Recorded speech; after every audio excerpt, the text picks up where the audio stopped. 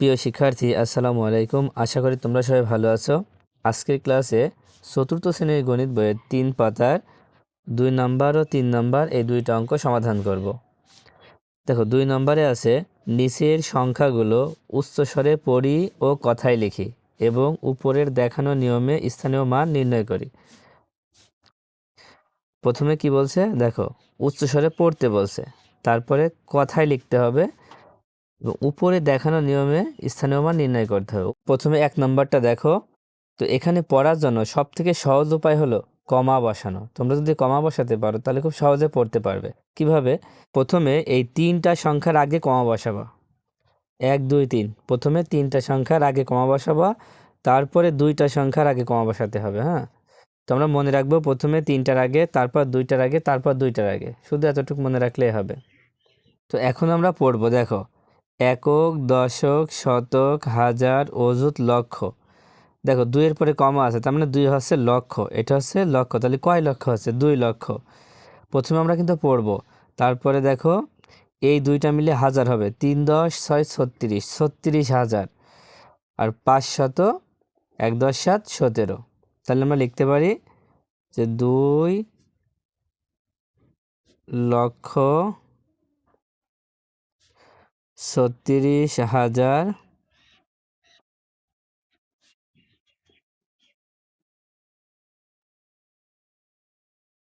তারপর দেখো 500,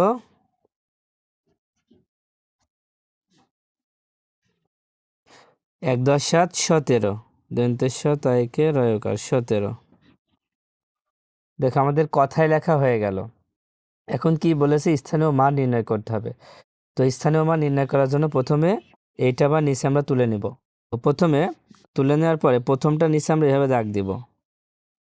তো তোমরা বলো 7 কোন ঘরে আছে? 7 হচ্ছে এককের ঘরে, তাই লিখবো 7 একক। এবার দাগ দিয়ে 7 লিখে দিব। তারপরে 1-এর নিচে দাগ দিব। 1 কোন ঘরে আছে? 1 হচ্ছে দশকের ঘরে, 1 দশক। দাগ দিয়ে প্রথমে 1 লিখব।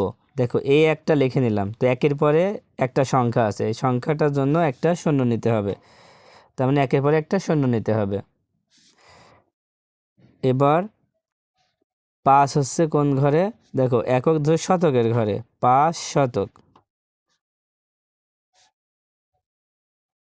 এবার 5 দিয়ে কয়টা শূন্য লিখব? দেখো, 2টা শূন্য লিখবা। তোমরা প্রথমে একটা শূন্য, তারপর 2টা শূন্য, এবার লিখতে লিখতে চলে যাবা।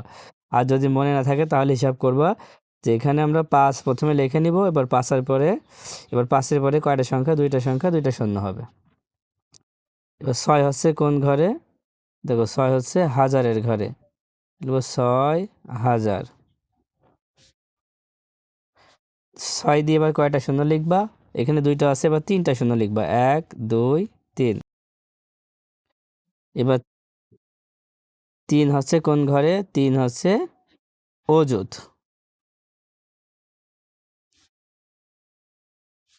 দেখো, 3 লেখে কয়টা শূন্য দিবা? এখানে 3টা শূন্য দিয়েছে, এবার 4টা শূন্য দিবা, 1 2 3 4।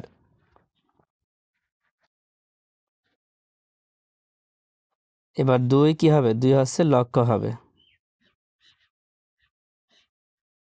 তো 2-এর পরে আমরা কয়টা শূন্য দেব? 5টা শূন্য, 1 2 3 4 5। দেখো, তোমরা চাইলে এভাবে করতে পারো। প্রথমে এই 2 এখানে লিখে নিবা। এবার 2-এর পরে 1 2 3 4 5, 5টা সংখ্যা আছে, 5টা শূন্য দিতে হবে। এইভাবে তোমরা বুঝতে পারো। দেখো, এখন তোমরা চাইলে হচ্ছে এই অযুত আর হাজার মিলে, যেহেতু হাজার, তাই এই 2টা মিলে এখানে লিখতে পারো। কিভাবে? দেখো, 2টা মিলে লিখলে প্রথমে 3 লিখবা, তারপর 6 লিখবা, তার মানে 36, 3 10 6 36,000 দিয়ে একটা দাগ দিয়ে দিব। দেখো, এভাবে লিখলেও হবে, না লিখলেও হবে, কোনো সমস্যা নেই। আচ্ছা, এবার 2 নম্বরটা দেখো। 2 নম্বরটা লেখার জন্য প্রথমে আমরা কি করব? কমা বসাবো। কমা বসানোর নিয়ম কি? দেখো, প্রথমে 3টার আগে কমা বসাবা, 1 2 3, 3টার আগে, তারপরে 2টার আগে। তো এখন কত আছে এখানে? দেখো, একক, দশক, শতক, হাজার, অযুত, লক্ষ, নিযুত। দেখো, এই কমা বসানোর কারণে এই 2টা মিলে কিন্তু লক্ষ হবে, এই 2টা মিলে হাজার হবে। 3 10 5 কত হয়? 35, 35 লক্ষ। 6 10 5, 65,881। এখন এটা লিখে দাও। দেখো আমরা এখানে লিখে নিয়েছি 35,65,881। এবার কি করবা, স্থানীয় মান বের করবা। প্রথমে একের নিচে দাগ দেবো, একের নিচে দাগ দিয়ে এক হচ্ছে কোন ঘরে আছে, এককের ঘরে, তাই লিখবো এক একক। তো দাগ দিয়ে আমরা এক লিখে দেব। তারপর এই 8-এর নিচে দাগ দিয়ে 8 আছে কোন ঘরে, দশকের ঘরে, 2 দশক। দাগ দিয়ে লিখবো 2 এর পরে একটা শূন্য। ঠিক আছে,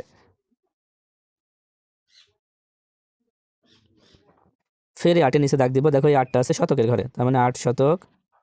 দাগ দিয়ে 8 লিখে 2টা শূন্য দিব। তারপর 5 আছে কোন ঘরে, 5 আছে হাজারের ঘরে, তাহলে 5,000। দাগ দিয়ে 5-এর পরে 3টা শূন্য। এবার 6 আছে কোন ঘরে, 6 আছে অযুতের ঘরে, তাই লিখবো 6 অযুত। দাগ দিয়ে 6-এর পরে 4টা শূন্য।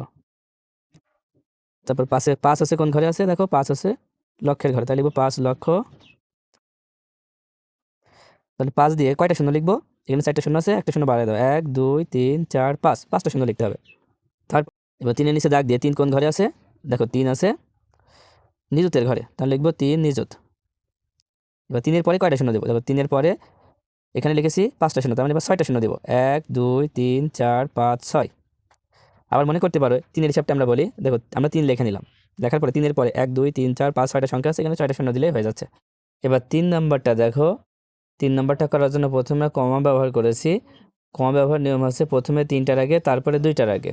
তো এখন এটা আমরা পড়বো, দেখো একক দশক শতক হাজার অযুত লক্ষ নিযুত। তার মানে নিযুত হলেও লক্ষ হয়, এই 2টা মিলে লক্ষ, এই 2টা মিলে হাজার। দেখো 5 10 1 51 লক্ষ, 2 10 7 27,000, আর 601। তাহলে 51,27,601। দেখো এখানে আমরা লিখে রেখেছি যে 51,27,601। এবার তারপরে কি করতে হবে, স্থানীয় মান নির্ণয় করতে হবে। দেখো এখানে আমরা স্থানীয় মানটা করে দিয়েছি, তোমরা আগে নিজেরা করবা, তারপর এখান থেকে মিলাই নিবা যে আসলে আমাদের হচ্ছে কিনা। তবে এখানে তোমাদের এক জায়গায় একটু না হতে পারে, সেখানে শূন্যর ক্ষেত্রে। দেখো যদি শূন্য থাকে তাহলে সেই ক্ষেত্রে শূন্য কিন্তু আছে দশকের ঘরে, তো এখানে আমরা শুধু একটাই শূন্য লিখব, যে ঘরে থাকুক না কেন। শূন্য যদি এখানেও থাকতো তাও এখানে শুধুমাত্র একটা শূন্য দিলেই হয়ে যাবে। শূন্যর ক্ষেত্রে আমরা কি করব, যেখানেই থাকুক শুধুমাত্র এখানে একটাই শূন্য দেব, আর কিছু দিব না। এবার 3 নাম্বারটা দেখো, 3 নম্বরে আছে অঙ্কে লিখি। অঙ্কে লিখি মানে এখানে সংখ্যায় লিখতে হবে। তো প্রথমে 1 নম্বরে আছে 5,57,362। দেখো 5 লক্ষ, তার মানে লক্ষ পর্যন্ত আমাদের হিসাব করতে হবে। তো এটা করার জন্য আমরা একটা কাজ করতে পারি।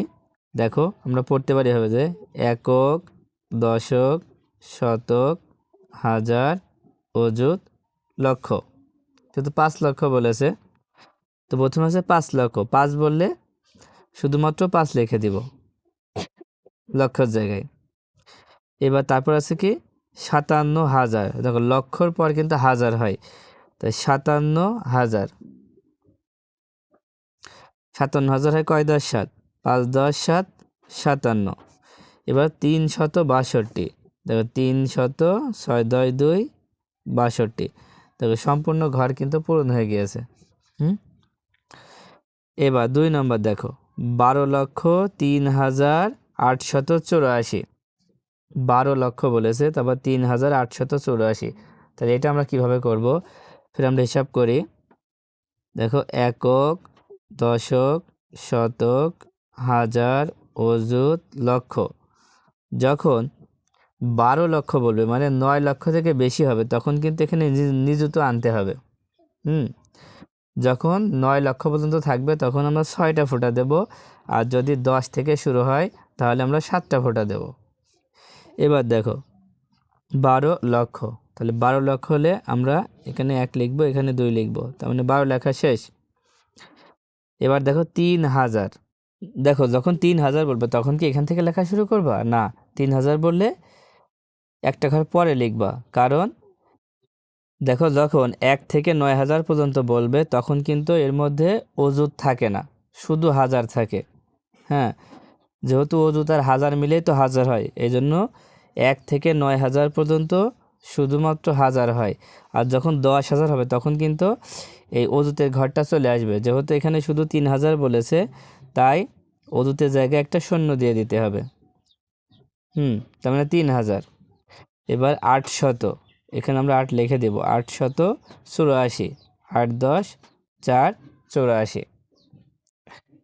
তারপর 3 নম্বর দেখো, 55,18,536। 55 লক্ষ, 5 10 5 55 লক্ষ, তার মানে নিযুত আছে একক, দশক, শতক, হাজার, অযুত, লক্ষ, নিযুত। দেখো প্রথমে 55 লক্ষ, তার মানে 55 লিখে নিব, 55,18,000। এবার দেখো, এবার কিন্তু 18 বলেছে, 1 10 8, তার মানে অযুতও আছে হাজারও আছে, 1 10 8 18। কিন্তু যদি বলতো 8,000, তাহলে এখানে কি 1 দিতে পারতাম, তখন এটা শূন্য হয়ে যাবে। তারপরে 500, তাহলে 5 লিখব, আর 36, 3 10 6 36। এবার 4 নাম্বার খেয়াল করো, 4 নম্বরে আছে 4টি 1,12,টি 1,000 দ্বারা গঠিত সংখ্যা। এখন বলো 60টি 1 লক্ষ, তার মানে কত হবে? 4টি 1 লক্ষ মানে 4 লক্ষ হবে, মানে এটা হচ্ছে 4 লক্ষ। আর 12টি 1,000 মানে হচ্ছে 12,000, তার মানে 4,12,000। 4 লক্ষ যদি বলে শুধু লক্ষ পর্যন্ত লিখতে হবে। দেখো একক, দশক, শতক, হাজার, অযুত, লক্ষ। যদি 10 লক্ষ বলতো তাহলে নিযুত চলে আসবে। 4টি লক্ষ মানে 4 লক্ষ, শুধু 4 লিখে দিলাম। লক্ষ কিন্তু শেষ। এবার 12টি 1,000 মানে 12,000। আচ্ছা, 12,000 বললে অযুতও থাকবে আবার হাজারও থাকবে, তার মানে 12,000, আর বাকিগুলো সব শূন্য করে দাও। তাহলে 4,12,000 দেখো হয়ে গেল। এবার 5 নাম্বার খেয়াল করো, 18টি 1 লক্ষ। 18টি 1 লক্ষ মানে কি? 18 লক্ষ। 73টি 1,000, তার মানে 73,000। 6টি 100 মানে 600। আর 34টি 1 দ্বারা, তার মানে 34। এখন এই সংখ্যাটা কত হবে? দেখো প্রথমটা খেয়াল করো, 18 লক্ষ, তার মানে এখানে কি নিযুত আছে, 10-এর উপরে গেলেই নিযুত হয়ে যাবে। একক, দশক, শতক, হাজার, অযুত, লক্ষ, নিযুত। এবার লিখে ফেলো। দেখো 18 লক্ষ মানে প্রথমে আমরা 18 লিখে নিব। এবার 73টি 1,000 মানে 73,000, এখানেও কিন্তু 10-এর উপরে আছে, তার মানে দুইটাই হবে 73,000। তারপর দেখো 6টি 100 মানে 600, এখানে 6 হবে। আর 34টি, তার মানে 3 10 4 34। আশা করি অঙ্কগুলো বুঝতে পেরেছো। আজকের মতো ক্লাসটা এই পর্যন্ত। আল্লাহ হাফেজ।